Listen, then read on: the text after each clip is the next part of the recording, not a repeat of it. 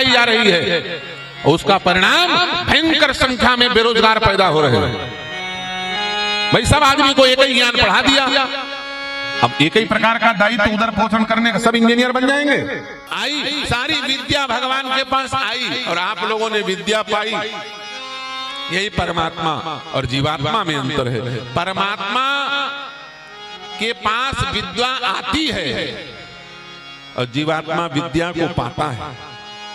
हम प्रयास करने पर पाएंगे और विद्या भगवान के पास चली आएगी। क्यों? अरे विद्या का काम ही यही है कि वो भगवान तक पहुंचा दे। विद्या का मतलब ये नहीं है कि पेट भर जाए, विद्या का मतलब ये नहीं है कि बीवी मिल जाए, विद्या का मतलब ये नहीं कि बच्चा पैदा हो जाए, विद्या का मतलब ये नहीं कि बंगला गाड़ी कार मिल जाए, विद्या का मतलब ये नहीं कि सोना चांदी सिंगार मिल जाए, विद्या का मतलब परवरदिगार मिल जाए। कौन मिल जाए? भगवान मिल जाए। ये विद्या का उद्देश्य है। सा विद्या विमुक्त, ये एक शब्द में विद्या की परिभाषा बताई। वो विद्या विद्या नहीं है जो मुक्ति तक ना पहुंचा सकती। विद्या का उद्देश्य है साधक को साध्य तक पहुंचाना, भगवान तक पहुंचा देना। वो विद्या विद्या है। अब आजकल की विद्या कैसी है? हम मैथ्स के स्टूडेंट थे, केमिस्ट्री फिजिक्स पढ़े, 99% फार्मूला का कोई उपयोग ही नहीं था, जबरदस्ती आंख फोड़ फोड़ के पढ़ रहे थे। अभी जीवन में देखते हैं उसका कोई यूज ही नहीं, उसका कोई प्रयोग ही नहीं। भारत का सबसे बड़ा दुर्भाग्य लॉर्ड मैकाले की शिक्षा पद्धति, गधा घोड़ा भटा भाटी करेला सब एक भाव में तौला जा रहा है। सबको जबरदस्ती एक शिक्षा पढ़ाई जा रही है, उसका परिणाम भयंकर संख्या में बेरोजगार पैदा हो रहे हैं।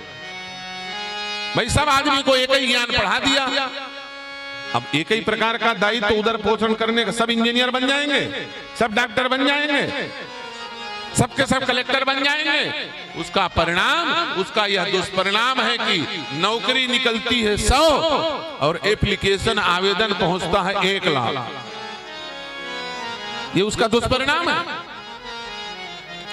जो जिस विद्या को प्राप्त करने का अधिकारी हो, गुरु स्वतंत्र विवेक से उसको वह विद्या दे। ये भारत की गुरुकुल परंपरा थी।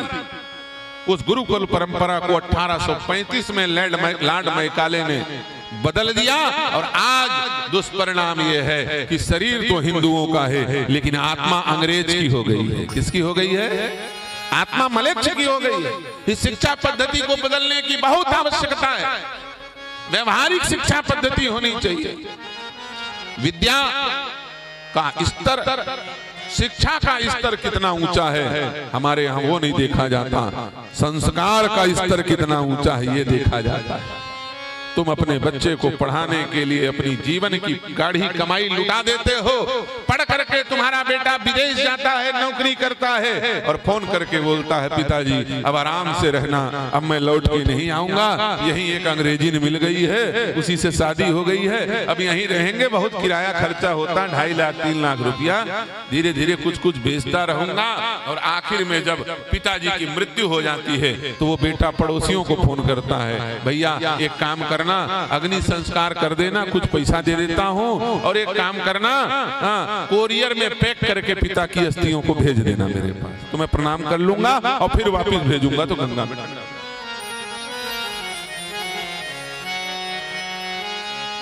शिक्षा का स्तर नहीं, संस्कार का स्तर देखो। भारत शिक्षा के कारण प्रसिद्ध नहीं है, याद रखना, भारत संस्कार के कारण प्रसिद्ध है। शिक्षा का स्तर अमेरिका में बहुत ऊंचा है, रूस में बहुत ऊंचा है, इंग्लैंड फ्रांस जर्मनी में बहुत ऊंचा है, लेकिन याद रखना उन देशों को मां कहलाने का अधिकार नहीं मिला, उन देशों को जगत गुरु कहलाने का अधिकार नहीं मिला। क्यों? क्योंकि इंग्लैंड ने कहा कि यह विश्व हमारा व्यापार है, मलेच्छों ने कहा, अजब ईरान सहारा बलक बुखारा से आए हुए आक्रांता बाबर अकबर ने कहा कि यह विश्व हमारा संहार क्षेत्र है। किसी ने इसे संहार क्षेत्र माना, किसी ने इसे व्यापार क्षेत्र माना, लेकिन भारत ने इसको अपना परिवार क्षेत्र माना। यह विश्व हमारा व्यापार नहीं, यह विश्व संहार नहीं, यह विश्व हमारा परिवार है। ये भारत के ऋषि मुनियों ने कहा। अयम निज परे वेति गणनाम लघुचेतसाम उदार चरितानाम वसुधैव कुटुंबकम। ये विश्व हमारा परिवार है, ये भारत की ऋषि परंपरा और भारत के वैदिक परंपरा सनातन परंपरा ने स्वीकारा है। इसलिए प्यारे, भारत शिक्षा प्रधान नहीं संस्कार प्रधान है। क्या है? विद्या कैसी होनी चाहिए? संस्कार को बढ़ाने वाली। विद्या का उद्देश्य ही है भगवान तक पहुंचाना। इसलिए विद्या भगवान तक पहुंच गई, आई अलकाल विद्या सब आई, लेकिन कौन सी विद्या आई? शास्त्र की विद्या आई। शस्त्रों की विद्या नहीं थी वशिष्ठ के पास। वशिष्ठ जी तो वेदों के ज्ञाता थे, शस्त्रों के ज्ञाता थोड़ी थे। अस्त्र और शस्त्र के ज्ञाता तो गुरु विश्वामित्र जी महाराज थे।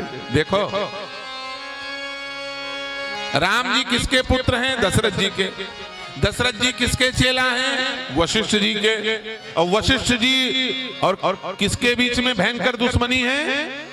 विश्वामित्र। वशिष्ठ और विश्वामित्र की दुश्मनी है ना। 100 बेटा मार डाले हैं वशिष्ठ के विश्वामित्र ने, इतनी कट्टर दुश्मनी। लेकिन फिर भी हमारे देश के शिक्षकों को भगवान कहा गया। किस कारण कहा गया? इसी कारण कहा गया, दुश्मन का चेला है और चेले का बेटा है। फिर भी विश्वामित्र ने कहा, मेरा दायित्व है कि मैं हर क्षत्रिय को शस्त्र विद्या संपन्न करूं, हर हिंदू को शस्त्र विद्या संपन्न करूं, भले वो मेरा दुश्मन ही क्यों नहीं है, भले मैं उसके यहाँ सतयुग से नहीं गया हूं। जब हरिश्चंद्र का अवतार जन्म हुआ था, तब से विश्वामित्र दोबारा अयोध्या नहीं गए। आज विश्वामित्र फिर अयोध्या गए। क्यों? मांगने के लिए नहीं, देने के लिए। क्या?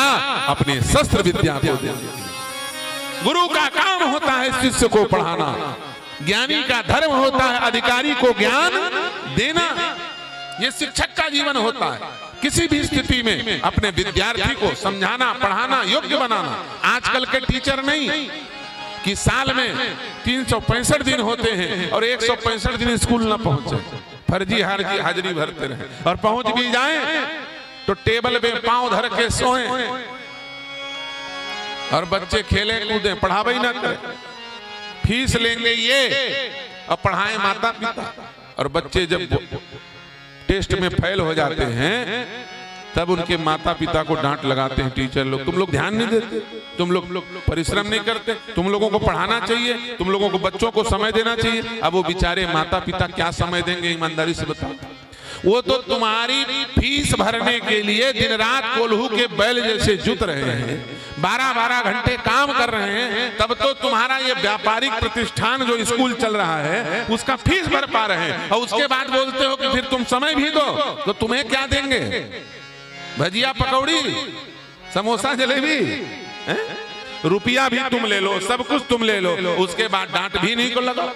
ये शिक्षक का धर्म नहीं है। शिक्षक का धर्म है किसी भी स्थिति में अतिरिक्त समय दे करके अपने विद्यार्थियों को योग्य बनाना। हम लोग जिस समय पढ़ाई करते थे, उस समय जब स्कूल नहीं जाते थे, एक दिन नहीं गए, दूसरे दिन नहीं गए, तीसरे दिन मास्टर साहब डंडा लेकर के घर पहुंच जाते थे और माता पिता के सामने घसीट के ले जाते थे। बोले चल चल, क्या बकरी चराएगा? घर में रह करके। और फिर मास्टर घर में आ जाए तो माता पिता की हिम्मत नहीं होती थी कि मास्टर साहब को रोक सके। क्यों? हमारे देश में आचार्य को, मास्टर को, शिक्षक को मनुष्य नहीं माना गया, आचार्य देवो भव, देवता माना गया। जब शिक्षक घर में आ गया तो कोई माता पिता रोकने वाले नहीं। आज माता पिता शिक्षकों के विरुद्ध शिकायत, FIR कर दें। हालांकि शिक्षकों के जीवन का भी पतन हो रहा है। दोनों के जीवन, शिक्षक और शिष्य के बीच में जो संबंध होने चाहिए वो नीचे निम्न स्तर की ओर जा रहे हैं, पतन की ओर जा रहे हैं। विश्वामित्र जी महाराज शस्त्र दीक्षा देने आए हैं। अपमान झेल करके भी रामभद्र को मांगा है और मांग करके अपने साथ वन में ले गए। गोस्वामी जी कहते हैं, जब विश्वामित्र ने अपने उत्तम उत्तराधिकारी को प्राप्त कर लिया तो उनका सम्मान बढ़ गया। राम और लक्ष्मण को पाने के बाद, पहले जब नहीं पाए थे तो सम्मान गिर रहा था, क्यों? जैसे गृहस्थों में उनके वंश में कोई ना हो तो समाज में सम्मान नहीं होता, अरे निर्वंशी है, बेकार है, फालतू आदमी। वैसे विरक्तों में भी होता है, किसी विरक्त के कोई चेला ना हो ना तो साधु समाज में उसकी कीर्ति ज्यादा, ऐसे ही है सीताराम, आगे कोई नहीं है। गृहस्थों में बिंदु परंपरा चलती है और विरक्तों में नाद परंपरा। जैसे आप लोग उत्तम संतान के लिए तरसते हो ना, वैसे ही विरक्तों में भी उत्तम शिष्य के लिए गुरु तरसते हैं कि कोई उत्तम शिष्य हमें मिल जाए। समझ में आई कि नहीं बात? जब तक विश्वामित्र को उत्तम शिष्य नहीं मिले थे, विश्वामित्र का मान नीचे गिर रहा था। और जिस दिन रामभद्र मिल गए, आयुध सर्व समर्पित के प्रभु निज आश्रम आन, और शस्त्र विद्या संपन्न रामभद्र हो गए, विश्वामित्र का सम्मान बढ़ गया। विश्वामित्र महामुनि आए, समाचार मिथिलापति पाए। महामुनि विश्वामित्र हो गए। और वही विश्वामित्र पहले गादी तनय, फिर विप्र, फिर मुनि, न जाने बेचारे कितने नीचे उड़ जा रहे थे। जब राम जी उनको मिल गए, जब उत्तम शिक्षा उन्होंने रामभद्र को दे दी, गुरु को जब शिष्य मिल गया तो गुरु का भी मान बढ़ गया और शिष्य का भी मान बढ़ गया। कहने का अर्थ यह है कि राम का जीवन केवल शास्त्र सम्मत नहीं है, शस्त्र सम्मत है। किसके सम्मत है? शस्त्र सम्मत। अब आखिरी बात बस ये बोल करके 2 मिनट में वाणी को विश्राम देंगे। यदि अपने आप को राम जी का मानते हो, कौन कौन अपने आप को राम जी का मानता है? यदि राम जी को मानते हो तो महाकुंभ में संकल्प कर लो, हमको राम जी के जैसे जीवन जीना है। किसके जैसे? और राम जी का जीवन कैसा है? 50% शास्त्र से जुड़ा है और 50% शस्त्र से जुड़ा है। किससे जुड़ा है? सच बताओ। जितना शिक्षा अध्ययन गुरुदेव वशिष्ठ के यहाँ किया, उतना ही जितना शास्त्रों का अध्ययन गुरुदेव वशिष्ठ के यहाँ किया, उतना ही शस्त्रों का अध्ययन विश्वामित्र के यहाँ किया कि नहीं किया? है कि नहीं? ये दोनों काम करना पड़ेगा तुमको। शास्त्र भी आना चाहिए, हनुमान चालीसा भी आनी चाहिए, राम रक्षा स्तोत्र भी आना चाहिए। आज हिंदुओं का दुर्भाग्य है, 4 वेद, 4 उपवेद, 6 शास्त्र, 18 पुराण, 18 अतिपुराण, 18 उपपुराण, 18 महापुराण, अनंत अगम ग्रंथ होने के बाद भी हिंदुओं को अपने ग्रंथ याद नहीं है। कोई कुछ पूछ दे तो गूगल में खोजते हैं। और मुसलमानों के यहाँ एक कुरान है, सारे मुसलमान उस कुरान को जानते हैं। ईसाइयों के यहाँ बाइबिल है, सारे ईसाई बाइबिल जानते हैं। और हिंदुओं के यहाँ अम्बार लगा है ग्रंथों का, लेकिन हिंदू अपने ग्रंथों को नहीं जानता, शास्त्र विमुख हो गया। और दूसरा बोले हिंदू शस्त्र विमुख हो गया। कौन से विमुख हो गया? शस्त्र विमुख। हम तो भजन करेंगे, हम तो भजन करेंगे।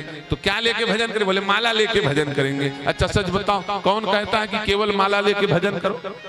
हनुमान जी को किसी ने देखा माला लेके भजन करते हैं?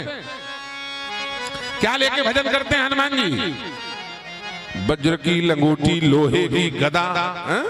हनुमान जी के हाथ में क्या रहता है? गदा। वो गदा लेके भजन करते हैं। शस्त्र लेकर के भजन करो भैया। माला और भाला दोनों साथ में होनी चाहिए। हिंदू वो नहीं जो केवल कीर्तन करे, हरे राम राम राम हरे हरे, वृंदावन में राधे राधे, कुंज गलिन में राधे राधे, बरसाने में राधे राधे, गोकुल में राधे। और वो आए और मुगल मलेच्छ कर गए हमको आधे आधे, सियावर रामचंद्र की आधे आधे हो गए कि नहीं हो गए? अरे तुम अजब में आधे आधे हुए, ईरान में आधे आधे हुए, बलक बुखारा में आधे आधे हुए, पाकिस्तान में आधे आधे हुए। बहन बेटियों को काट काट करके भेजा गया रेलगाड़ियों में भर करके। बांग्लादेश में जिंदा जलाया जा रहा है, आधे आधे हो गए। पश्चिम बंगाल में आधे आधे हो गए, केरल में आधे आधे हो गए। तुम कीर्तन करते रहे, बस कीर्तन करो, कीर्तन करो। और कीर्तन छोड़ दिया, शस्त्र को छोड़ दिया, माला बस पकड़े रहे, भाला छोड़ दिया। आज दुष्परिणाम भोग रहे हो। पश्चिम बंगाल में जीवन का सबसे दुर्दिन हिंदू मानता है जब उसके सामने उसकी बहन बेटी का बलात्कार होता है। कोई बोलने वाला नहीं, कोई मीडिया में छापने वाला। इसका कारण क्या है? तुमने केवल कीर्तन पकड़ा है, कीर्तन छोड़ दिया। भैया हिंदू वो नहीं जो केवल शांति की बात करे, हिंदू वो है जो मौका लगने पर क्रांति भी पैदा कर सके।